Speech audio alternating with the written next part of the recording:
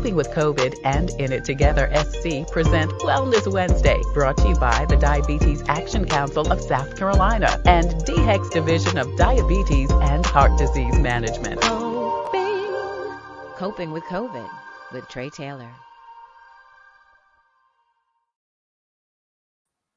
In It Together SC and the Diabetes Action Council of South Carolina present Wellness Wednesday every Wednesday here on Coping with COVID. I'm Tre Tailor, and today Dr. Daniel Lackland talks about heart health. Is your heart healthy? Do you know how you can find out how you feel or what you need to do? We'll talk to Dr. Daniel Lackland with MUSC a little bit later on.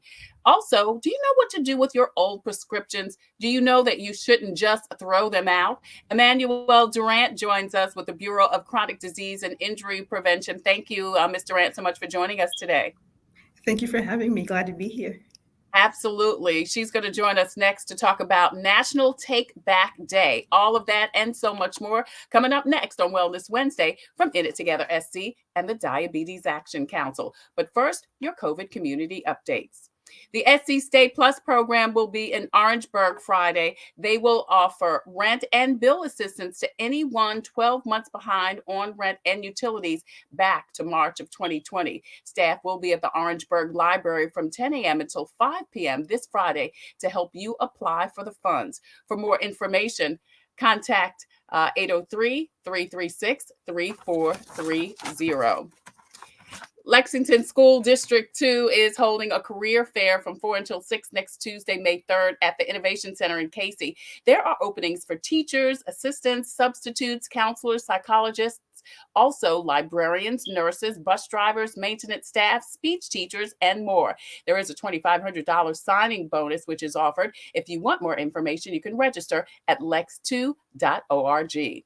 And organizers for Famously Hot New Year's Eve say after 10 years, they will no longer do the festival. After bringing tens of thousands of people to the capital city, the president of the board, Sam Johnson, offered no explanation as to why the premier New Year's Eve festival will end, but encouraged people to create new family traditions that include what the city has to offer.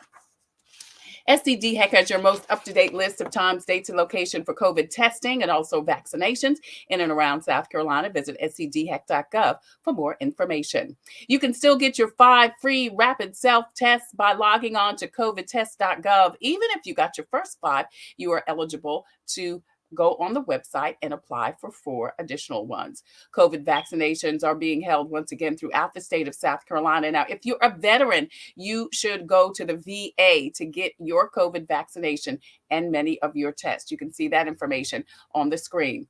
Kroger pharmacies are among the many retailers that are offering COVID vaccines. You can stop by Kroger pharmacies. You can check the screen for more details. CVS is also offering vaccines, and that includes the locations that are located in Target stores. Walgreens is offering COVID vaccines and also free N95 masks. The Brooklyn Baptist Church Vaccine Center is open 7 days a week in West Columbia, South Carolina. You can stop by there.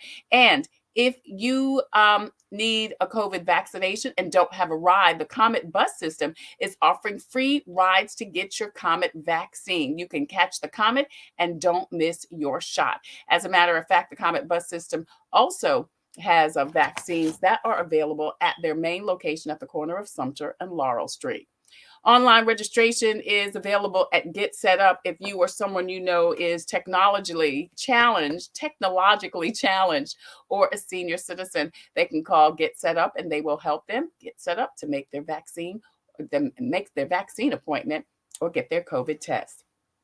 There are several financial resources are available. FEMA is continuing to give COVID funeral reimbursements. If you lost a loved one or know someone who has, you can get a reimbursement from FEMA. Also, SC Bar Association at SC Legal Services has a toll-free number and website for rental and mortgage help. Also, Lexington County still has a bill assistance program. SC Housing and Dominion Energy are continuing their energy rental and utilities assistance program.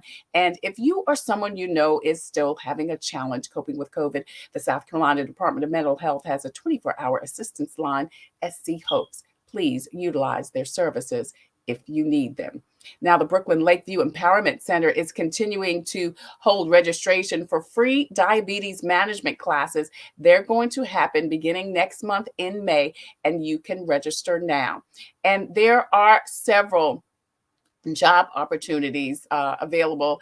Like I mentioned, Lexington 2 is doing their job fair next week. Spectrum and the City of Columbia are both holding open houses every Wednesday from 8 until 11 at 2198 Colonial Drive. And don't forget about Regional Medical Center in Orangeburg. They're offering a 50% discount on unpaid bills. We told you about that last week.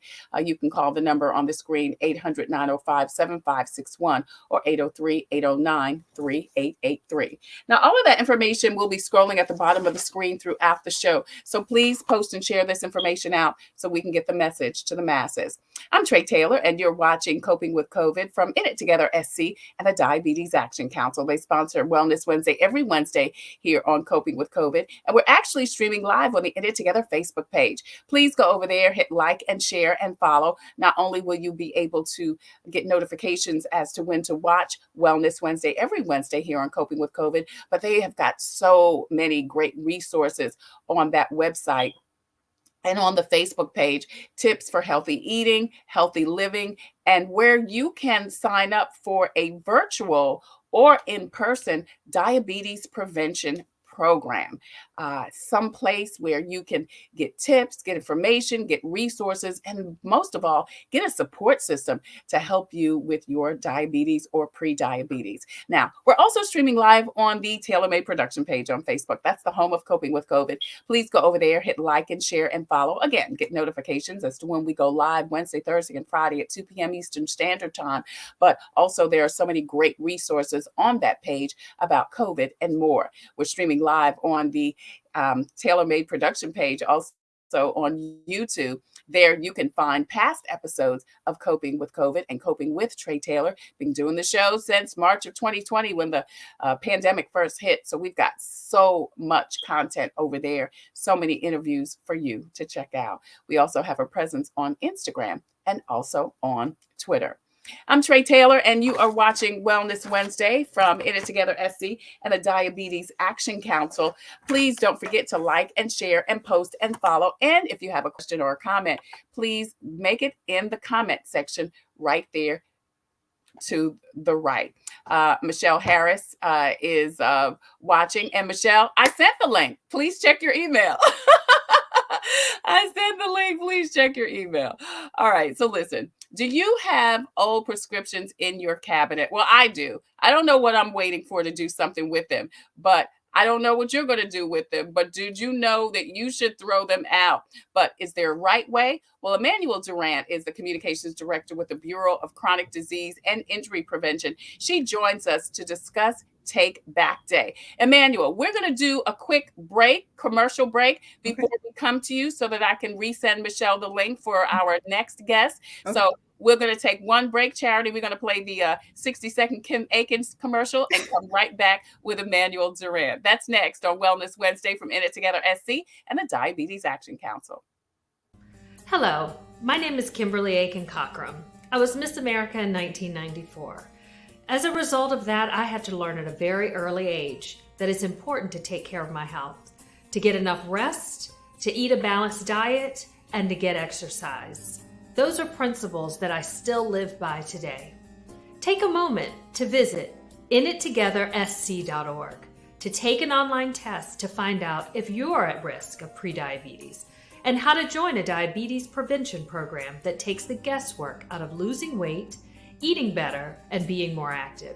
You can learn new ways to stay healthy and sustain those changes over time. When you join, you'll get support from a trained lifestyle coach to help you set and achieve realistic goals. Go to inittogethersc.org. Brought to you by the Diabetes Action Council of South Carolina. In It Together SC and the Diabetes Action Council present Wellness Wednesday every Wednesday here on Coping with COVID. I'm Tre Tailor. We are streaming live on the In It Together Facebook page. Please go over there, hit like and share and follow. We're also streaming live on the In It Together YouTube channel, where you can find more information about the Diabetes Action Council and In It Together SC. We're also streaming live on the Tailor Made Production page on Facebook. Please go over there, hit like and share and follow also, and get all types of great information. We're also streaming live on the YouTube channel and also on Instagram and on Twitter. As I said, it is National Take Back Day this Saturday, and Emmanuelle Durant joins us. She's Communications Director with the Bureau of Chronic Disease and Injury Prevention. Thank you so much for joining us today, Emmanuelle. Thank you so very much. I appreciate it. Absolutely. So listen, I said before that, and I've got a lot of prescriptions. I was thinking about this yesterday. I was thinking, why do I have these old prescriptions in my cabinet? I mean, I don't know, and I'm sure I'm not the only one, but I'm just being transparent. Right. I don't know if I'm thinking I can save this for the next time. Right. Because they're so expensive, right? They're so expensive. I guess I don't even know if I thought about that, but I certainly did think it would be more convenient just to save it. So tell me, when should we stop taking our meds? Like, do prescriptions have an expiration date? I'm sure they do. Yes, prescriptions do have an expiration date, but first and foremost, it is very important to talk to your healthcare provider. Talk to a doctor before you go tossing any medications out. Even if you feel like you're feeling better, your body's doing better, first talk to your doctor before you do that. Right. So first of all, before you throw it out or save it for the next time, right? Call your doctor and say, yes. What do we ask? Do we ask how long should I keep it, or if I can take it again? What's the question we should ask our doctor? Well, first of all, after you discuss, symptoms and things of the sort, say, hey, should I keep taking this? And yes, there's an expiration date, but usually with prescriptions, if you're feeling better, there's no need to keep it in the cabinet, especially if you're doing better and your doctor has said that you can stop taking it. So if the doctor says stop taking it, then it's time to throw it out. Then it's time to throw it out. Don't save it for the next time. Do not save it for the next time, or for your uncle, or for your auntie, or none of that. Well, you make a good point, because oftentimes people do share prescriptions, and you say what? I say, please don't do that, because medication is specific to your body, and you don't want to give, your uncle or an aunt medication and it has adverse effects for them. And so that just creates a whole lot of chaos. And how do you explain that? You went to the doctor, or you go to the hospital and say, hey, I gave my uncle or my aunt my codeine, and that can put you in a lot of trouble. So let's just toss it. Yeah, because they may have a condition or a allergy or something, correct, that you don't have, that correct. The doctor didn't prescribe just for you. Absolutely. Not for everybody in your family, not for everybody at home. Nope. Right. So we shouldn't keep them for later.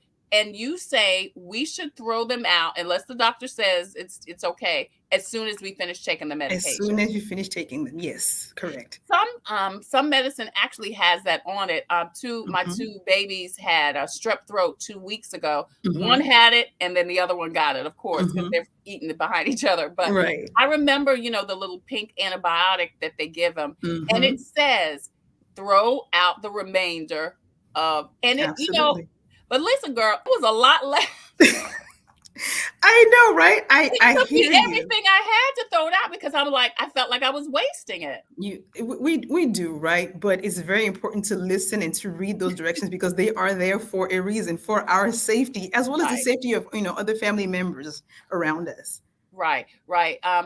Someone says that older folks mean well by sharing medicine, but it's so dangerous. Yeah, you're right. People, because as you said, Emmanuel, prescriptions are so expensive, and a lot of people can't afford their prescriptions. Unfortunately. So, like you said, I think people mean well, but it is so dangerous. They do, but it's very dangerous. Very dangerous. Yeah. Yes. Emmanuelle Durant joins us. She's Communications Director with the Bureau of Chronic Disease and Injury Prevention, and we're talking about National Take Back Day. So what happens when we dispose of meds incorrectly? So a lot of times, so we think about the EPA, for example. The EPA would rather we have disposal collection sites where you can go and drop your medications off for proper disposal. But sometimes, like we, put things down the drain, and that's completely okay. But you have to be very careful about that because the things that go down the drain go into, the drainage system and rivers and things of the sort. So those are things to think about. And with improper disposal, depending on where you're disposing it, someone can take a hold of that medication, right? And before you know it, you have drug abuse, drug misuse, and selling of these on the street, it's illegal, right? Yeah. And so that you're literally thinking of a domino effect, right? And what you thought was, oh, I'm just going to toss this out, becomes something completely different, even after you've improperly disposed of that medication. Right. Yeah, that you make such a great point. You're right. If you're just throwing it in the trash, we have a lot of people that are homeless or just want to look through the trash for old medicines. Like you said, just sell it online. Again, if somebody takes it, now you have, a disaster on your hands. Disaster.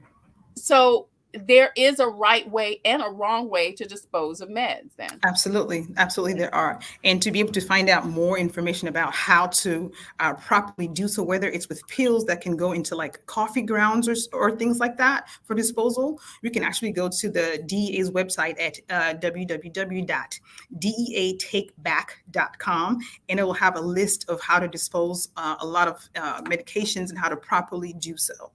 Right. Now, this is the website here. We see that there are several things. Of course, it's talking about National Take Back Day, but it's also talking about treatment information, resources, and of course, DEA Take Back Day is this Saturday. So tell us a little bit about what happens. And it's a monthly, a yearly event, an annual event. Tell us what happens on DEA Take Back Day. Well, thank you. So with DEA Take Back Day, it happens twice a year, once in April and once in October. And like you said, this year, for the April one, it's happening this Saturday, April 30th from 10 a.m. to 2 p.m. And with that, DHEC is actually, encouraging South Carolina residents to participate in this event. So what you do is you go on the DEA website and you put in your zip code, and you can go on there, and it'll tell you where your closest location is to go drop off your medications.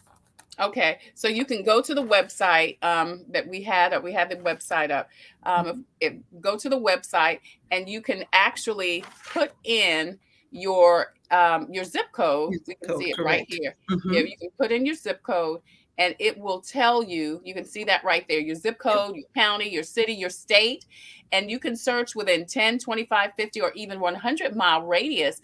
And it will show you where you can go to safely dispose of your medication. Correct. And many of those places are where, Emmanuel? Oh my gosh, nationwide. So we've got, I went on there because I too, unfortunately, have medications at home that I need to dispose of, right? So I went on there, and Prisma has a location, Lexington Medical Hospital has a location. They're literally everywhere, nationwide. All right. So I just put in my zip code, Richland County, Columbia, South Carolina, and I hit the submit button, and I'm going to just see where it comes up, where people can go if they live in 29204, and that's where I'm in 29204. It's coming up a little bit. It's going to take a minute here, but and then we can find out from there exactly where we can go. Okay, I see the site. Let me see if I can. Yeah, share this tab instead. And I don't know if people can see. It's kind of small, but it says you can go to the Forest Acres Police Department. So many places. Fort Jackson Police Department, Prisma Health, as you said, West Columbia Police Department, Lexington County Health Services, West Columbia Police Department, Richland County Sheriff's Department, Springdale Police Department. And that's just for me. I live in 29204. So these are just areas in the neighborhood where I am. Correct. That's correct. Yeah. And so do you just put them in a bag and drop them off?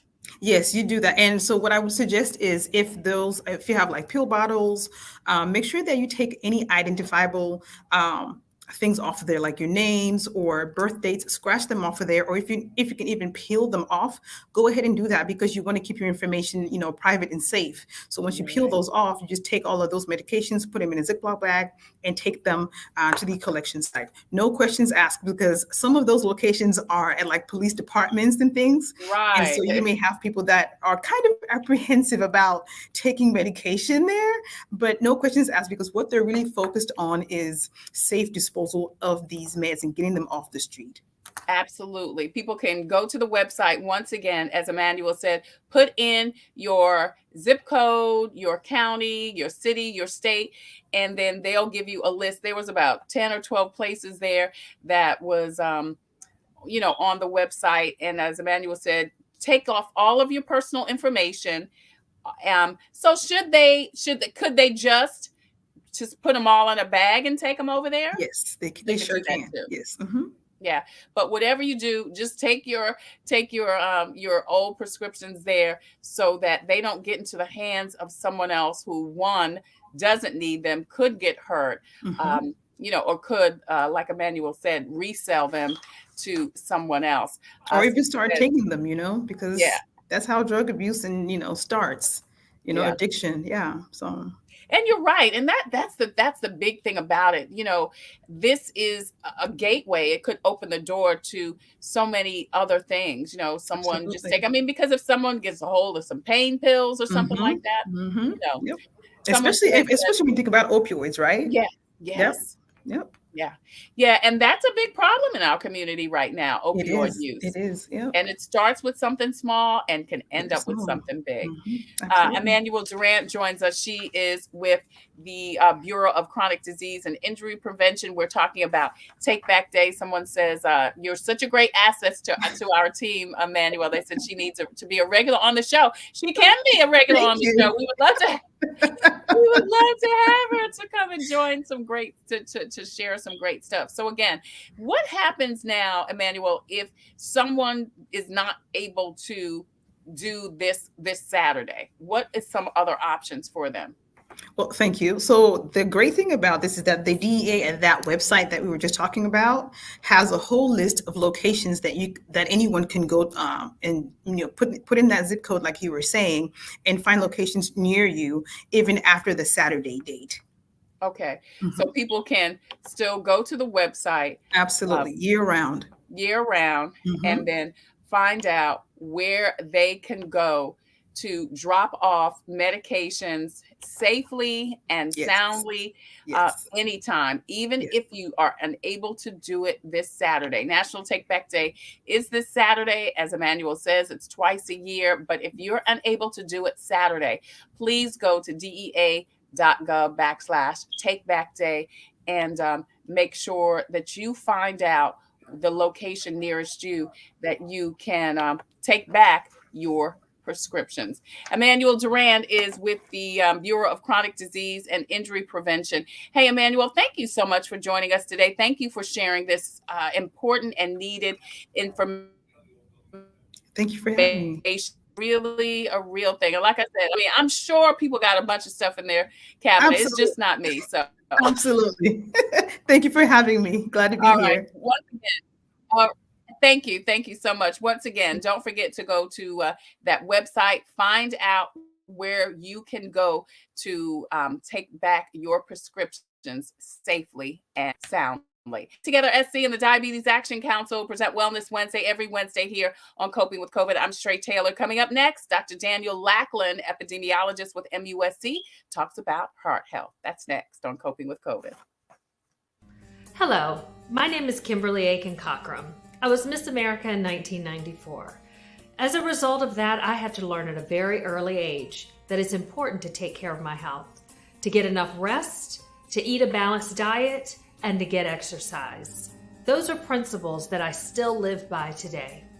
Take a moment to visit inittogethersc.org to take an online test to find out if you're at risk of prediabetes and how to join a diabetes prevention program that takes the guesswork out of losing weight, eating better, and being more active.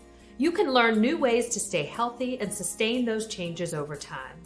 When you join, You'll get support from a trained lifestyle coach to help you set and achieve realistic goals. Go to inittogethersc.org. Brought to you by the Diabetes Action Council of South Carolina. Computers, they're a part of our everyday lives. But when they're not working, they're an everyday problem. So call Computers Unique, your everyday solution. 803-351-5821. Is your computer running slow? Won't turn on? Do you need a screen replaced? Or maybe you just need another computer? Well, Computers Unique is your one-stop shop for all your computer needs. They have a wide variety of new and pre-owned PCs, Macs, and tablets. So call Computers Unique, Dutch Square Mall. 803-351-5821. 803-351-5821.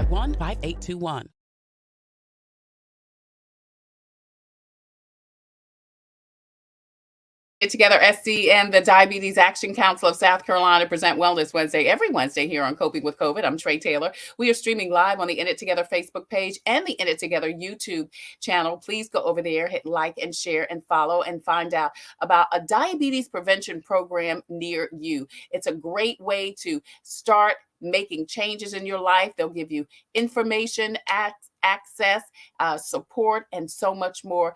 Join the In It Together Facebook page, the website, and the YouTube channel, and check it out. Don't forget to like and share and follow. We're also streaming live on the TailorMade Production page on Facebook. Please go over there too, hit like and share and follow. Get notifications as to when we go live every Wednesday on Wellness Wednesday, and then on Thursday and Friday, and also on the YouTube channel. Please hit the subscribe button. We would love for you to do that. All of the past shows from the last 2 years are there. So much great content and resources. So please check that out too. We also have a presence on Instagram and on Twitter. Dr. Daniel Lackland joins us. He's an epidemiologist at MUSC, and today we are talking about heart health. Hey, Dr. Lackland, so great to see you again. Hadn't seen you in a while. No, what, Tre? It's great to be here. Thank you. Great to see you. Thank you. So great to see you too. So listen, how significant is heart health today? Okay, Trace, even more so than we've got there. We've maybe we're getting over COVID a little bit, right? We might be hopefully heading in the right type of direction. So with that, in one sense, we had all this heart disease built up, all these strokes built up, waiting to kind of happen, and we need to now put our foot back on the gas and really let's do something to prevent strokes and from heart attacks from occurring and heart disease. That's the major reason most of us pass away in this world. We all know somebody with heart disease and stroke, but the exciting piece is that we know that we can do something about it. Yeah. So heart disease and stroke, heart attacks and stroke, those are the two main things with heart disease, correct? That's what we typically think about, one of those occasions. In South Carolina, we all know we have a little, for all the reasons that we all know, lifestyle and things, maybe even in some genetics, but we know that our risk is greater. And we know that we have more heart attacks, more strokes than you do in other parts of the country. And unfortunately, we have them at earlier ages. But we also know that we can do something about that. We can join hands and we can do something about it. And we can really be a place to live for a long time. And we know what to do.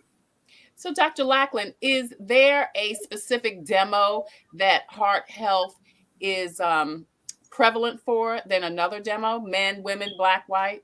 It varies all the way through. So certainly it appears, in particular with stroke, we see African Americans tend to have a higher risk. Men tend to have a higher risk than women, almost across the boards.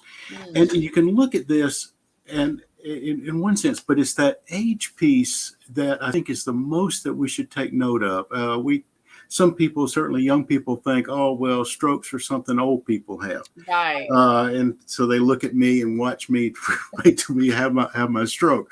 But they need to be thinking earlier on. In our population, we unfortunately have people in their 30s and 40s that are having heart attacks and strokes that truly they should be having in their 70s, 80s, and 90s. And so we need to be aware at all ages of these risks and what we can do about heart attacks and strokes, and recognize that this is something for all of us to think about, regardless of our demographics.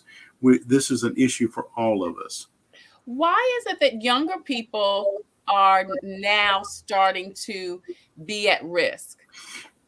It's a wonderful question, and I think it's probably all of those things that we saw before. A while back, things like obesity, it used to be, you hate to say back in the day, but, it used to be decades ago.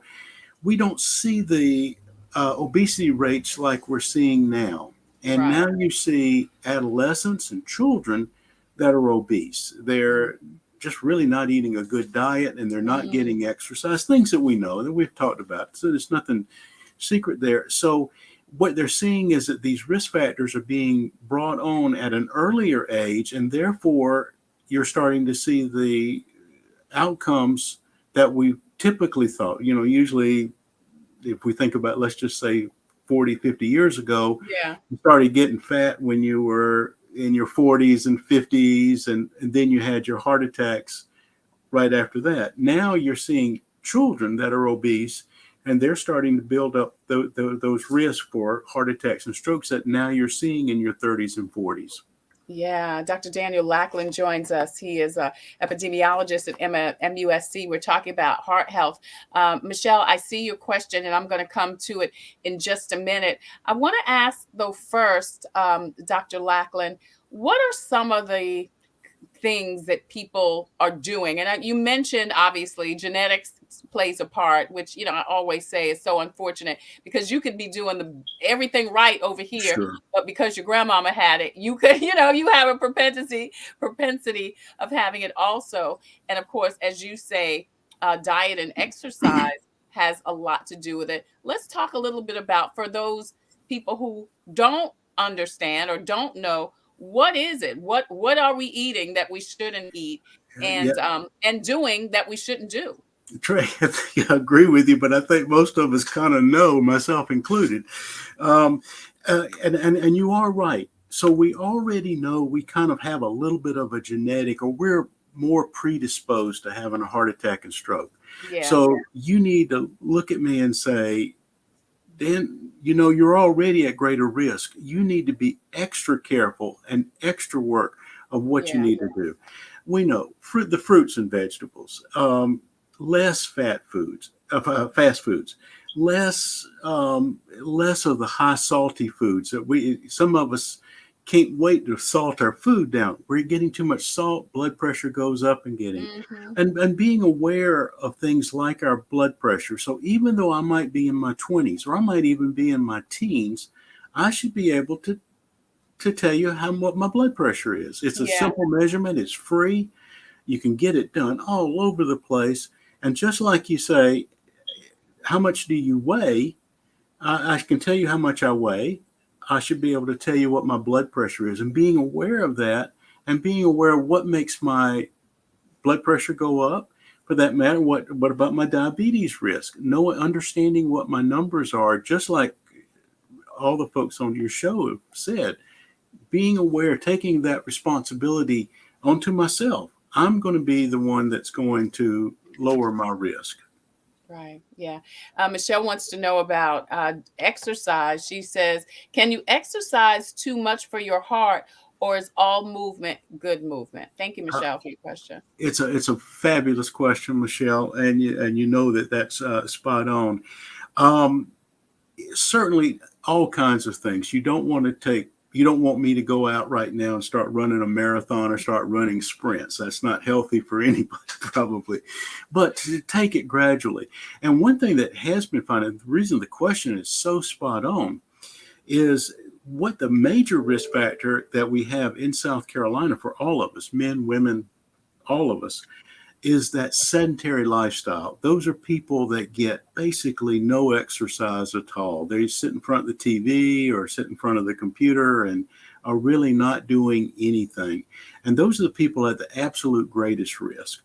So if you use it like that, just doing anything, if I'm just sitting here moving my arms around, getting up, walking, I'm not in that category anymore. All I have to do is 10 minutes of that, of walking around or doing something, some type of activity every day, 10 minutes. And I'm not 10 sedentary. minutes. And so, yes. And so now already I'm addressing these issues. Certainly, the more that you can comfortably do, I always say, the worst thing that you can tell me is get me to do something that really hurts or I'm not enjoying or comfortable. So not that, but walking around, kind of standing, walking, moving my arms about, getting a little bit of fresh air is a very important in a safe environment is something that I think we can all do. And it doesn't cost anything. Right, right. Thank you, Michelle, for your question. Dr. Lackland, I mean, 10 minutes is nothing. And I'm thinking, don't we deserve 10 minutes? Isn't your life worth 10 minutes? Absolutely. And sometimes all of us the same way. I've had days, you have moments, hours, whatever, where you just say, I need to get out. And that's right. Get out, kind of walk around, commune with the Lord, whatever you do, and take that time to really just be active while I do that. And 10 minutes. And if I can do 15 minutes, hey, great, even more. But do something I love. Yeah. And you're saying just do some movement. If it's walking up the stairs or walking down the stairs, doing your arms around, walking in the neighborhood, riding a bike, dancing, put on a great song and dance it out. Brilliant. And get your mind a little bit kind of clear. Exactly right. Yeah. And you want to do it in a safe environment. You don't want to go out on the interstate and decide that's your place to walk, although we see people doing that. But it's better, find something, a place that you like to be, that you can kind of ease your mind, think about things. Some people like to listen to music. Some people like to listen to scripture while they walk and exercise. Yeah. All of those things, and it's almost a gift to us, isn't it? And I like what you said. We deserve it. Yes, you do. Absolutely. You deserve that time to you to do the thing that you like to do. Yeah. Yeah. Aren't you worth it? Aren't you worth it? Are you worth doing 10 minutes a day to try to save your life? Because heart attacks and strokes are fatal, can be fatal. And for you to, not only save your life, but preserve the quality of your life. Absolutely. To preserve the quality of your life. Well stated. And it's also, we're talking about heart attacks and strokes, certainly hypertension, but also diabetes is right there too, that contributes to that. And so as you do something like exercise, physical activity, whatever, you're also doing something for your blood pressure, for your diabetes, as well as preventing the heart attacks and strokes. And so it's just easy. Plus, I really like what you're saying. You deserve that little bit of time to enjoy yourself and to clear your mind a little bit, clear your head. Yeah, I'm glad you mentioned the comorbidities, the diabetes, high blood pressure, because that was going to be my next question. Because of course, this show is sponsored by the Diabetes Action Council, In It Together SC, which is an initiative to help people with pre-diabetes and diabetes. So I was going to ask, taking care of your heart, being conscientious of your heart health, how does that affect people with other conditions, like again, high blood pressure and diabetes? It go hand in hand, right? I think it goes very, very hand in hand. And so when you're getting exercise, you're getting something. Well, in the simplest of it, you're not eating. So in one sense, you're taking you're burning up calories instead of intaking calories. You're getting something. You're enjoying yourself. You're getting your mental state a little bit better. But you're also watching your weight. It lowers your blood pressure. It lowers your A1C, and it lowers your risk of having a heart attack and a stroke. And you're doing all of that, and it's a very positive type of thing. And it's, you can do this. It should be very, very cost effective. Many of the things that we're discussing doesn't cost anything, and there's just almost a total benefit. Yeah. In It Together SC and the Diabetes Action Council present Wellness Wednesday every Wednesday here on Coping with COVID. Dr. Daniel Lackland with MUSC joins us. We're talking about heart health. When should you begin being aware of your heart health, Dr. Lackland? A brilliant question. And I think we're learning so very much that we can now look at a child, for that matter, we've even done a little bit of work where you're actually looking at an infant. And if you start to kind of think that, boy, these habits, lifestyle, how we're living and everything is already there. But there's also signs, even in very young children, of potential risk that might be coming about. And as you said, we have, so many of us have genetic risks that are already right there at the beginning. Right. So developing that, being aware of heart disease, being aware of stroke, being aware of the risk factors that are there, but more importantly, being aware of a healthy lifestyle and healthy behavior. That it's take children out. It's a lot of fun. I take the grandchildren out for a walk with me, and they're kind of picking up there. So, well, what we do is I go walk with granddaddy for a couple of for 10, 15 minutes. That's what we do every day, and kind of talk and communicate. Those kinds of things, bringing that at that very early age, and in particular what the diet is. Many of us, myself included, I love the foods that I ate when I was a teenager and a child. I just love it if you gave it a plate. Some of those, God bless my mother, but some of those were probably not very, very healthy. And I know that now. But, bringing that as a child at an early age. And it's also something that we live with in this case, and everyone has shown it. If you're in your 90s, God bless you, that's great. But a healthy lifestyle can help you, is beneficial to the 90-year-old, just like it is to the 9-month-old. Absolutely. Let me ask you about conditions as a child. I remember when I was a little girl, I had a heart murmur. Me too. Did you? Yes, I did. Yeah. Do those kind of conditions have a significance in your heart health as you grow older? The murmurs that's an interesting one. Many of us have a heart murmur, and that can be detected. In fact, when I went for my physical just a few months ago, my physician said, "Oh, you have a heart murmur." I said, "Yeah, I've had it for some time," and that kind of thing. He said, "So we've detected it." But for most of us, the heart murmur is something you want to kind of be aware of that you do have. And in most cases, it should be not a problem for us. There are other conditions that as we get older, sometimes these conditions, but being aware like you are that you have this, right. Seeing if it can still be detected and being able to monitor it. Again, it's that awareness that you've brought out, being aware and responsible for your health. It's a great question. What about high or low heart rate? That's another thing I had. I had a very low heart rate at one point, to the point where a physician even considered putting in a pacemaker. Yes. And this was, maybe 10, 15 years ago. I ended up not having to have one. Right. But does that's your heart too.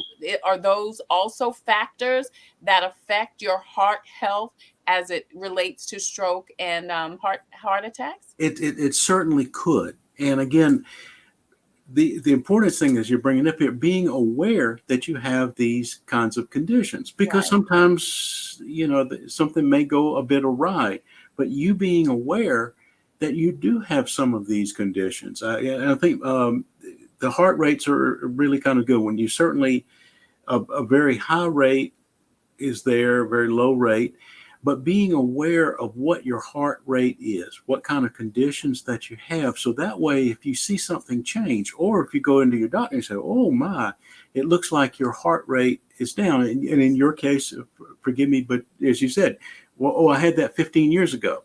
And okay, this is not something that all of a sudden came up. And so Right, being right. aware of our health, heart rate, blood pressure, uh, hemoglobin A1C, being aware of those values for me, I'm able to discuss that with my physician. If I see something that's really in kind of a change, then we kind of take it forward. And that's where you're being the most proactive and taking the best care of your health. Yeah. How often do you check on your heart health? Do you go to the doctor? Well, when you do, can you just do it on your regular, every 3 to 6 months checkup, or is it something you should do monthly, weekly, daily? Trailer, I love it. I love this direction because I think it's so good. Let's just take blood pressure. So we have a blood pressure device, and we encourage people to get a good blood pressure device and measure their blood pressure at home. And so if you've measured it daily, it's we're just looking at a very short period of time. You want to measure it at the same time every day. You want an empty bladder. There's a number of different ways to look, but very, very quickly. And then that way I can call my doctor and say, "Doctor, all of a sudden my blood pressure has been focused around 126. And now all of a sudden I'm up at 130, and he or she can say, oh, we need to come in and check that out." And if we think about telehealth and telemedicine, which is why I like what you're doing so much, if my doctor understands, my doctor does it, I give my numbers that I measure at home to my doctor. And he's told me a couple of times, you don't need to come in to get your prescription changed. I'll just refill it because your blood pressure is under control, and you're measuring it at home when I'm not so scared. Some of us, like me, every time I go to the doctor, even though he's a very good friend, my blood pressure goes up. I'm a white coat hypertensive. and many of us are. But so measuring that at home, having that kind of information that we measured at home, knowing my weight, knowing my blood pressure, other things that I can measure at home, and can also maybe delay me from having to go to the doctor. Right. Pay those bills. Dr. Daniel Lackland joins us. He's over at MUSC. We're talking about heart health. Before you leave, Dr. Lackland, I want to ask you, what are the signs that we need to be conscientious about to tell if we are having a problem or maybe heading toward stroke or heart attack? Okay, it's great. So certainly the things that we mentioned, many of us heard for stroke, for example, it's called FAST, which stands for your face, your ability to speak, almost anything that feels out of the normal. And also it's important for loved ones and people with the family to watch you too, because sometimes if you're having a stroke, you can't convey something is wrong. You're looking. I know with my mother, we looked at it, and all of a sudden, she just couldn't write, and we noticed that she couldn't write, and she didn't understand what we were saying. We were looking at her and telling. So it's important to know that those signs are there. Certainly with heart attacks, so that's certainly the chest pain, different other types of directions that you can see that's happening. But we can also take it a little bit further. When we just don't feel well, we're feeling dizzy, we're feeling I don't really feel right. And then even more so, as I'm measuring my blood pressure and things like this, when my blood pressure starts going up and I'm not really doing anything to make it go up, and having those kinds of pieces. So almost things that are not normal, and that's a good place to go. But to the point of symptoms, we have so much technology now, these clot busters, for example, where we can take a stroke, take a heart attack, and if I got care properly, I can dissolve that clot, and it can almost be like I never had it. And it's a miracle drug that we have. So when you have those symptoms, the thing to do is you pick up the phone and call 911, not somebody that might know something about health or somebody that you got to find. And when you're picking up here, you're saying call 911, getting them into medical care. We all know we don't want to embarrass ourselves and go for no care. But the way our system is right now and the way we are, we want to seek that care, because if we get to the hospital within basically a 4-hour window, we can almost pretend it's almost like we never had it. And that's wow. such a great miracle of medicine. That's great. That is awesome. Dr. Daniel Lackland with MUSC, it's always a pleasure to have you. So great to see you. Thank you so much for joining us today. I want to ask you one more. I said the last question was the last question, but if you don't mind, I want to ask you one last question. It's fun, Trey. Because you're an epidemiologist also. And I want to ask you a little bit about the couple of things. The new drug that is being tested now or seeking approval for the COVID vaccine for kids under 5 years old. Yes. I think we're going to get some of those results. The good side, from a while back when we were first talking about this, we had certainly hoped we were going to not have this conversation anymore. We were going to hope that COVID was something we would tell our children about and grandchildren. But clearly that hasn't been the case. But on the kind of good side, that direction, we're learning something every day. And so that's a great piece. So we're learning something about the vaccines. We're learning something about the treatment new every day. And we're getting better where we can be precise. Yeah. And we'll be able to answer those questions. Is it good for, should any of us get who should get the vaccine? Who should get it in there? Should you get a booster? We're learning something every day, Trey. Every day we're getting more precise so that we can answer that question even better. And the same way with the treatment. What it does seem like, though, is that where we were so concerned when we were first talking about people dying, that people were going with long COVID, horrible types of things, that really seems to be getting better. So it kind of looks like COVID might be with us for a bit longer, but when we also have the cold is with us. We also have flu. We have flu with us. And so this is probably going to be one more. And so I think we're going to get more and more precise as we treatment, just like we have with the cold and flu. And so we'll learn more. But I think if we were thinking we're going to eradicate it like we did smallpox, probably not. Probably not. Wow. But we're getting better, and we're learning so much more about the conditions. Yeah, thank you so much. Yeah, one other thing I read today that Pfizer and another company is seeking approval today for the booster shot for children, kids 5 through 12. So those are things, as you say, that COVID will be around. Yes. And we will, hope and pray and believe that testing will continue to happen and more updates and more advances in treatment will and prevention will take place too. You're exactly right. One thing we are seeing, though, is, and everyone is seeing, for example, I had COVID not too long ago. Now I've had all of my shots and everything else.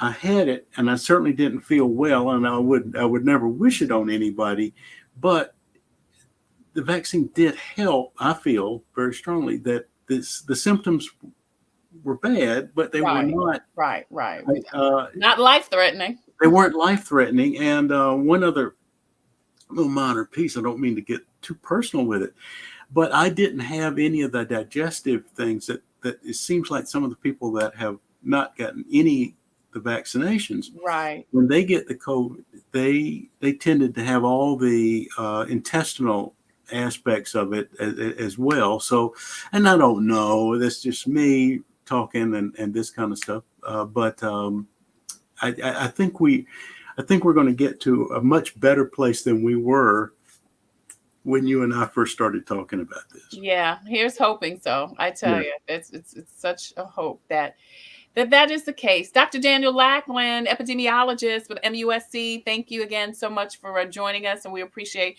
you sharing your wealth of information. Thank you, Dr. Lackland. Every time. Thank you very much. Bless All everybody. right. Thank you. In It Together SD and the Diabetes Action Council present Wellness Wednesday every Wednesday here on Coping with COVID. I'm Tre Tailor. Listen, if you have a story or initiative that could help someone cope with COVID, please email booking@copingwithtretailor.com. Booking@copingwithtretailor.com. That information is scrolling at the bottom of the screen. If you have a product or service that could help someone cope with COVID, please email copingwithtretailor@gmail.com. We would love for you to be a proud sponsor, just like In It Together SC and the Diabetes Action Council, who sponsor Wellness Wednesday every Wednesday here on Coping with COVID. Also, the City of Columbia Office of Business Opportunities, the Fifth Circuit Solicitor's Office, Attorney Byron Gibson, No Justice, No Peace, every second Thursday. Also, Agape Counseling and Training Services. If you know someone who's having some challenges coping with COVID, please contact the folks at Agape Counseling and Training Services. Black Pages Black Expo. They are coming to town. Well, they're already in town. May 20th and 21st. The Taste of Black Expo is that Friday. And then the expo is that Saturday, featuring Kiki Sheard, Anthony Anderson, and more. Also, we are thankful to be sponsored by the Comet Bus System and Computers Unique Dutch Square Mall. Now, tomorrow we'll talk with twin doctors, Twana Robertson and LaWanda Strawbridge. They have opened a new facility in Columbia, South Carolina, and we are going to talk with them. And then Friday, Dr. Marvella Ford with MUSC joins us to discuss why it's important for diversity in clinical trials. Diversity means why people with more melanin in their skin, ethnicities, should participate in clinical trials. We'll talk to her on Friday. As always, I leave you with a reading from Conversations with God. It's from Cheryl Mims Williams with Agape Counseling and Training Services. The beautiful thing about this journal that I like is that it is a combination of some of her writings, some of her journal writings, along with scripture. This says, "Father, forgive me for worrying about my own plans and not those of you. I pray that your plans are my plans and that they will develop before my very eyes. Don't be selfish. Don't live to make a good impression on others. I am at work within you, helping you to want to obey me and helping you to do what I want you to do. Stay away from complaining and arguing." That is our reading today from Conversations with God from Cheryl Mims Williams with Agape Counseling and Training Services. I'm Tre Tailor. Thank you again so much for joining us today on Wellness Wednesday from In It Together SC and the Diabetes Action Council. Next Wednesday on Wellness Wednesday, we are going to start a series on container gardening, getting you ready to grow and plant and eat your own fruits and vegetables. So we start that series next Wednesday on Wellness Wednesday. Listen, thank you again so much for joining us. Until the next time, I wish you peace, abundant blessings. Take care, stay well, God bless, and wear your mask over your nose and under your chin. We'll see you soon.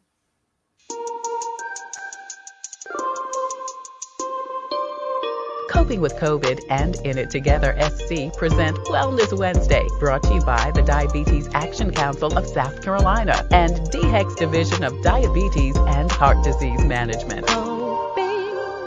Coping with COVID with Tre Tailor.